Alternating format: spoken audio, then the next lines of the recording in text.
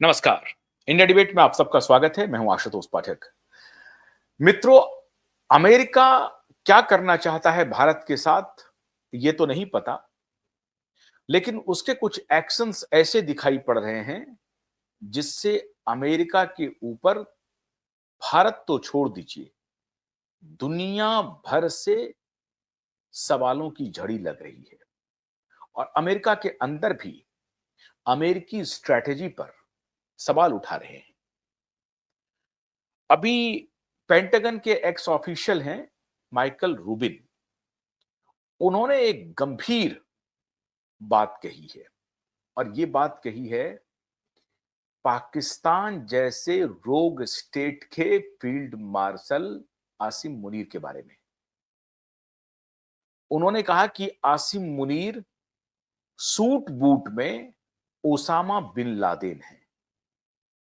ये बहुत बड़ी बात है। माइकल रूबिन कौन है? माइकल रूबिन अमेरिका के पेंटागन, और पेंटागन क्या है? पेंटागन वो सेंटर है जहां पर अमेरिकी डिफेंस का कंबाइंड दफ्तर है। वो एयरफोर्स का है, नेवी का है, आर्मी का है, कोस्ट गार्ड का है, जो इंटरनल पुलिस है उसका भी बहुत सारा दफ्तर है। उसी दफ्तर में काम करने वाले एक एक्स ऑफिशियल है। जाहिर है कि अमेरिकी डिफेंस से इनका ताल्लुक होगा। इन्होंने कहा है कि आसिम मुनीर सूट बूट में ओसामा बिन लादेन है। मतलब एक सूट पहना हुआ, सभ्य दिखने वाला, लेकिन नेचर से, व्यवहार से ओसामा बिन लादेन जैसा आतंकवादी है। और माइकल रूबिन ने ऐसा क्यों कहा? इसलिए कहा कि फ्लोरिडा के टंपा में, अमेरिका का एक राज्य है फ्लोरिडा, वहां के टंपा एक जगह है, वहां पे पाकिस्तानी डायस्पोरा की एक मीटिंग थी। अदन हसन करके एक व्यक्ति हैं, एक बिजनेसमैन है, पाकिस्तानी बिजनेसमैन है जो अमेरिका में रहते हैं। उन्होंने इनके लिए आयोजित किया था और बहुत सारे पाकिस्तानी वहां पर इकट्ठा हुए थे और कहा जा रहा है कि वहां पर अमेरिकी मिलिट्री के कुछ ऑफिशियल्स भी मौजूद थे। उनके प्रेजेंस में आसिम मुनीर ने एक वक्तव्य दिया और उस वक्तव्य के बाद पूरी दुनिया में कोहराम मचा है। भारत छोड़ दीजिए, पूरी दुनिया में कोहराम मचा है। इवन कि पाकिस्तान में भी जो भारत के बारे में अच्छा सोचते हैं, वो पाकिस्तान के इस फील्ड मार्शल के इस बयान को लेकर के बहुत मुखर है और आलोचना कर रहे हैं। और सबसे बड़ी आलोचना हो रही है माननीय डोनाल्ड ट्रंप की। और आसिम मुनीर के इस वक्तव्य के बारे में जो माइकल रूबिन ने बयान दिया कि ओसामा बिन लादेन की भांति एक आतंकवादी है, और जिस समय आसिम मुनीर ने यह बयान दिया, बयान क्या दिया वो आपने देखा होगा, मैं फिर बताऊंगा अभी। लेकिन आसिम मुनीर के जिस वक्त बयान आया, उसके आधे घंटे के अंदर आसिम मुनीर को उठा के पकड़ के एयरपोर्ट ले जाना चाहिए था और उनको डिपोर्ट कर देना चाहिए था पाकिस्तान। ये माइकल रूबिन कह रहे हैं। क्यों कह रहे हैं ऐसा? ऐसा इसलिए कह रहे हैं क्योंकि आसिम मुनीर अपने डायस्पोरा के सामने, पाकिस्तानी डायस्पोरा के सामने एक ऐसा बयान दिया है जो किसी भी देश के लिए, किसी के भी लिए बेहद खतरनाक हो सकता है। भारत के रेफरेंस में नहीं, ये दुनिया के रेफरेंस में कहा गया बयान है।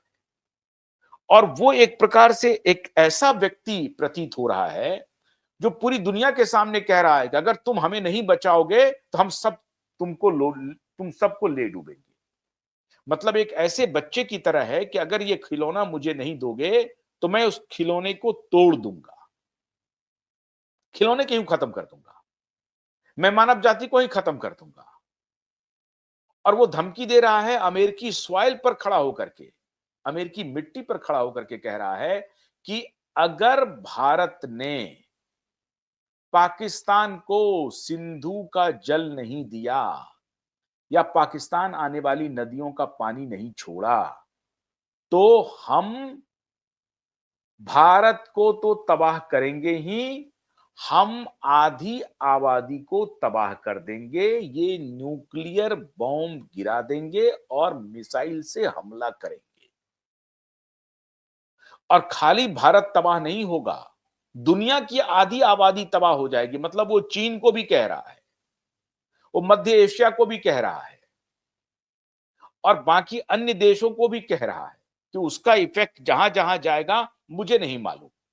लेकिन हम दुनिया की आधी आबादी को खत्म कर देंगे। और आधी आबादी से ताल्लुक उसका अकेले वैसे भारत से नहीं है। भारत को तो ये जोड़ रहा है कि पूरा यूरोप, पूरा अमेरिका, पूरी अगर जॉइंट आबादी भी कर ले तो भी भारत 2 गुना है। तो इसलिए वो धमकी दे रहा है कि हम आधी आबादी जो है उसको खत्म कर देंगे, मतलब भारत को खत्म कर देंगे। हिमाकत देखिए इसकी, मुनीर की। और वो भी बोल कहां रहा है? अमेरिका में रहा है। और अब पेंटागन के एक्स ऑफिशियल इसी बयान पर आग बबूला है और वो कह रहे हैं कि ये डोनाल्ड ट्रंप के समर्थन से हो रहा है। डोनाल्ड ट्रंप ट्रंप का मुनीर के सर पर हाथ है। इतना ही नहीं, वो कह रहे हैं कि डोनाल्ड ट्रंप व्यवसायी भी नहीं, एक रियल एस्टेट व्यवसायी है।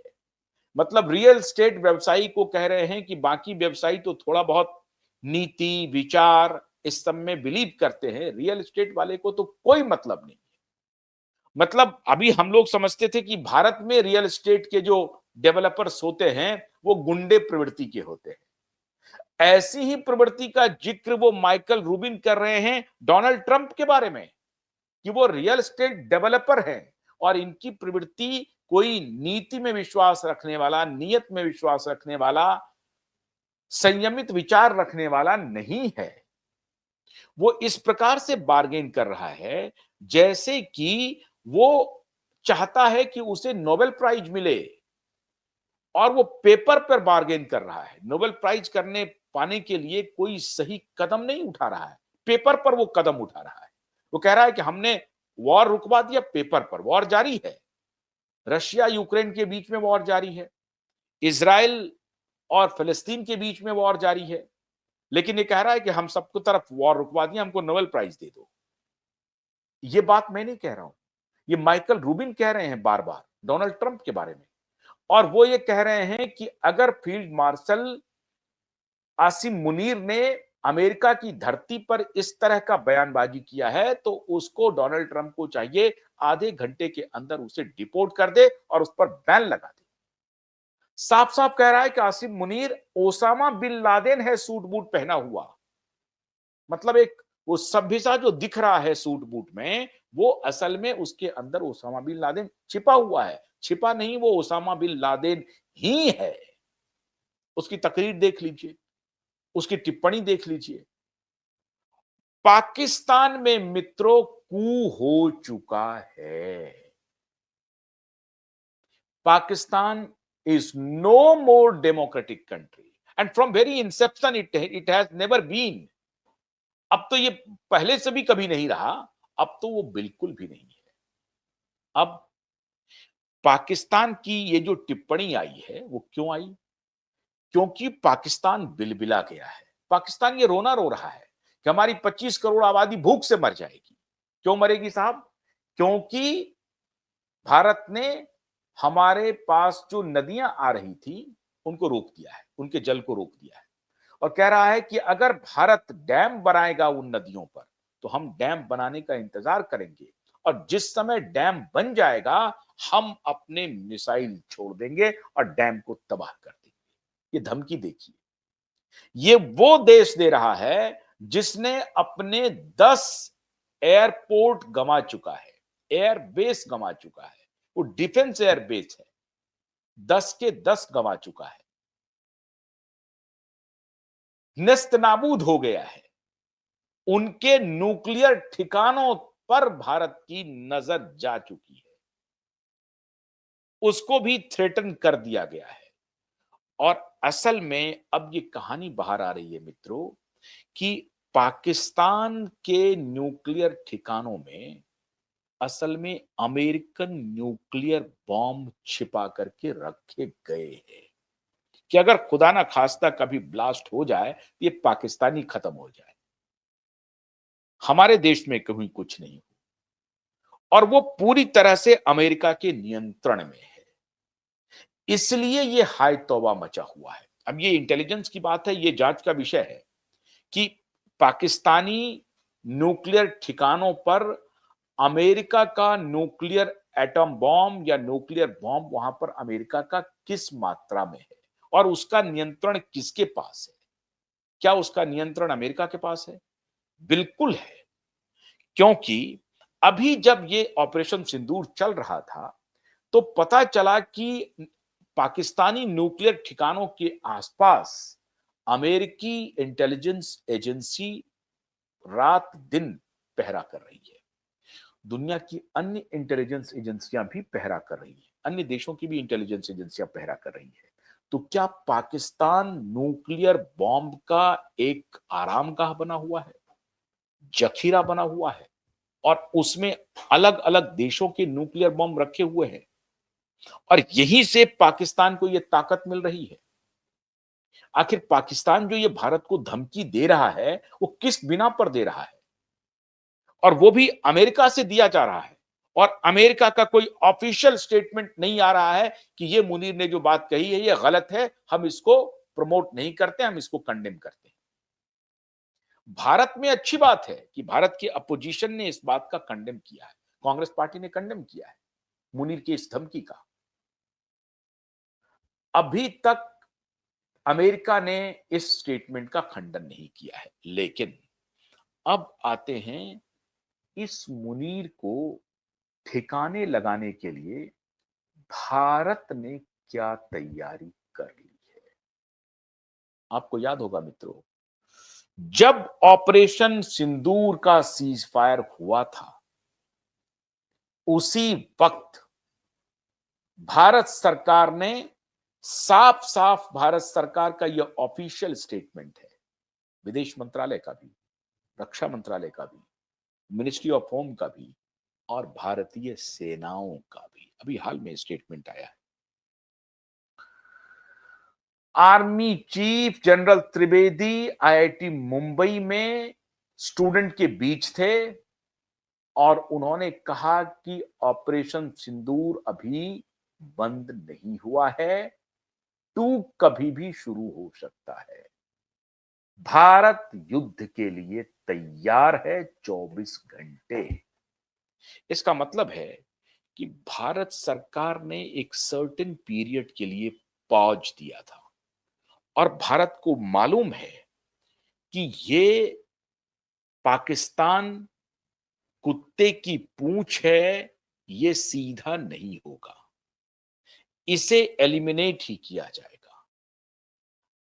क्लिंटन ने भी भारत को धमकी देने की कोशिश की थी और क्लिंटन ने वाजपेयी जी को फोन करके कहा था कि पाकिस्तान फलाने दिन ये काम करने के लिए जा रहा है, मतलब कल। वाजपेयी जी ने कहा कि आप पाकिस्तान को बोल दीजिए, पाकिस्तान कल का सवेरा नहीं देखेगा, कल का सूरज नहीं देखेगा। भारत ने ये पहुंच दिया है और भारत, शेर जब 2 कदम पीछे हटता है तो लंबी छलांग की तैयारी करता है।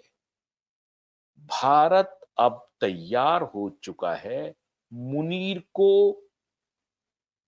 हमेशा के लिए ठोकने के लिए और मुनीर की ये जो बदजुबानी है, उसके जीभ को हलक से निकालने के लिए भारत ने पूरी तैयारी कर ली है।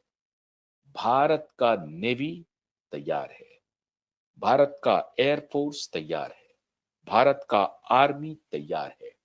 भारत ने ऑपरेशन सिंदूर में अपना एयर डिफेंस सिस्टम का जो प्रदर्शन किया है और एंडोजेनस जो मिसाइल्स दागे हैं, जो प्रिसिजन अटैक हुआ है, उससे अमेरिका डर गया है। अमेरिका को लग रहा है कि भारत एक सैन्य शक्ति के रूप में इमर्ज कर रहा है। अभी तक तो हम डर रहे थे कि ये तीसरी चौथी सबसे चौथी अर्थव्यवस्था तो है ही, तीसरी सबसे बड़ी आर्थिक शक्ति बन गया है। लेकिन सामरिक शक्ति भी भारत बन गया, ये अमेरिका पचा नहीं पा रहा है। चाइना को कोई नहीं है, क्योंकि उसको लग रहा है कि ये चलो ये कर रहा है, हमको अपना व्यापार करना है। चाइना कोई झंझट नहीं कर रहा है भारत के साथ। लेकिन अमेरिका को पहली बार इस बात का एहसास हुआ है कि अरे, लगातार भारत पहले एयर स्ट्राइक किया, सर्जिकल स्ट्राइक किया, फिर बालाकोट के बाद किया, और अब पहलगाम के बाद जो ये ऑपरेशन सिंदूर किया, आप कल्पना नहीं करेंगे। आर्मी चीफ ने और एयरफोर्स के चीफ चीफ ने अभी एक जबरदस्त बात बताई कि 300 किलोमीटर के रेंज से हमने प्रिसिजन स्ट्राइक किया और उसे ध्वस्त कर दिया। मतलब ये ऑल राउंड वॉर था, ऑपरेशन सिंदूर ऑल राउंड वॉर था। लेकिन इस वॉर में जो टारगेट किया गया वो सिर्फ आतंकवादी अड्डों को किया गया। कोई नागरिक ठिकानों को भारत सरकार ने और भारत ने नहीं टारगेट किया, भारतीय सेना ने टारगेट नहीं किया। और यही बात कही कि हम आपके आम नागरिकों के जानमाल की रक्षा करेंगे, उस पर कोई हमला नहीं करेंगे, लेकिन हम आतंकवादियों के बेस कैंप को तबाह कर देंगे। और भारत ने वो किया, घुस करके। इससे अमेरिका घबरा गया है और वो बिलबिला रहा है। तो बहाना बना रहा है कि रसिया से आप ऑयल खरीद रहे हैं और रसिया को आप वॉर के लिए फाइनेंस कर रहे हैं। अरे भाई, तुम वहां से न्यूक्लियर पूरा सब कुछ खरीद रहे हो, एक एक सामान रसिया से खरीद रहे हो, और उसमें आप फाइनेंस नहीं कर रहे हो। यूरोपियन यूनियन के सारे देश रसिया से माल खरीद रहे हैं, वो फाइनेंस नहीं कर रहा है, तो भारत को सिंगल आउट क्यों कर रहे हो? डर वहां नहीं है। डर है मित्रों कि भारत ने जो अपनी सैन्य शक्ति दुनिया को दिखाई है, उससे अमेरिका घबरा गया है। और वो लगता है कि अब अमेरिकी हेजीमनी को भारत नहीं स्वीकार करेगा, तो टेस्ट कर रहा है, ट्रायल कर रहा है कि जरा देखें। दो तरीके से, एक तो आर्थिक प्रतिबंध लगा करके, प्रतिबंध ही है, 50% टैरिफ लगाने का मतलब है कि आप आप ये चाहते हैं कि उसमें स्टेलमेट हो जाए, खत्म हो जाए मामला, अभी ट्रेड रुक जाए थोड़ी देर के लिए। और जब ट्रेड रुकेगा, उधर इधर ट्रेड को रोक देना, आर्थिक रूप से भारत को थोड़ा कमजोर करना, जिसमें अमेरिका को भी नुकसान झेलना पड़ेगा। और दूसरी तरफ उसके दुश्मन को, भारत के दुश्मन को पैम्पर करना। और पैम्पर भी खाली शहनवाज को नहीं कर रहे हैं, शहबाज हुसैन को नहीं कह रहे हैं, जो प्रधानमंत्री है वहां के, उनको पैम्पर नहीं कर रहे हैं। पैम्पर कर रहे हैं किसको? जो उनकी मुट्ठी में है। उनको मालूम है कि ये जो आसिम मुनीर है, इसी को दबोच लो। और पाकिस्तान में जैसा अमेरिका बोलता है, वैसा आसिम मुनीर बोलता है। और पाकिस्तानियों को इस बात का इल्म है कि हम आसिम मुनीर को अगर अमेरिका ने कब्जा कर लिया तो समझिए कि वहां पर अमेरिका का शासन चल रहा है। तो पाकिस्तान में आसिम मुनीर का शासन नहीं है, शहबाज हुसैन का राज नहीं है, बिलावल भुट्टे का राज नहीं है, वो तो तोता है अमेरिका का। अमेरिका वही चाहता है भारत के साथ। यह गलतफहमी हो गई अमेरिका को। भारत ने अमेरिका को अपनी चाल दिखा दी है और कह दिया है कोई प्रतिक्रिया नहीं भारत की तरफ से, कुछ नहीं, जो करना है करो। हम रसिया से ऑयल खरीदेंगे। रशियन राष्ट्रपति पुतिन आ रहे हैं भारत सितंबर में। कल मोदी ने बात की जेलेंस्की से, और एक घंटे तक लगभग बात हुई है, आधे एक घंटे तक। जेलेंस्की ने कहा कि आप रसिया को फंड मत कीजिए, ये मत कीजिए। उस पर कोई कोई टिप्पणी मोदी जी ने नहीं की, या जो की होगी उस पर अभी पब्लिक में नहीं आया है। लेकिन जेलेंस्की को कहा कि आप वॉर रोकिए, युद्ध रोकिए, शांति कीजिए। एक तरफ जेलेंस्की से भी बात कर रहे हैं, दूसरी तरफ पुतिन से भी बात कर रहे हैं, चाइना से भी बातचीत जारी है इनकी। और जो साउथ ग्लोबल है, खासतौर से साउथ अफ्रीका, वो भारत के नए पार्टनर बन गए। यूरोपियन यूनियन में बहुत सारे देश हैं जो भारत के साथ खड़े होंगे इस मामले पर। ट्रंप से बहुत नाराज हैं वो लोग, तो वहां भी दाल हो सकती है नहीं गलेगी ट्रंप की।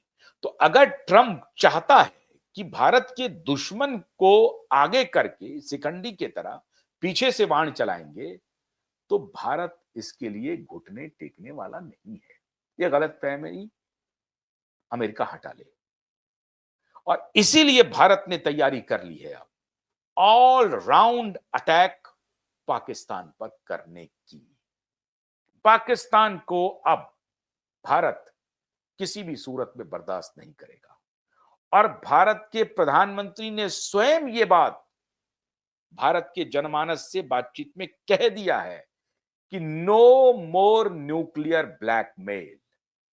ये परमाणु बम की धमकी भारत को देना बंद करो। हमने अपने यहां परमाणु बम आलबीरा में सजाने के लिए नहीं रखे हैं।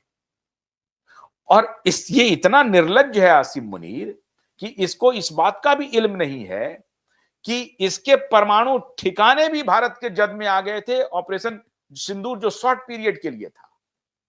और अब तो शेर ने थोड़ा विराम लिया है। भारत की तीनों सेनाएं सतर्क है। जो प्रिपरेशन है मित्रों वो पूरी तरह से तैयार है और पाकिस्तान को अगर शिखंडी बना करके अमेरिका कोई चाल चल रहा है तो इस बार अमेरिका को भी ठीक ठीक सबक मिलेगा।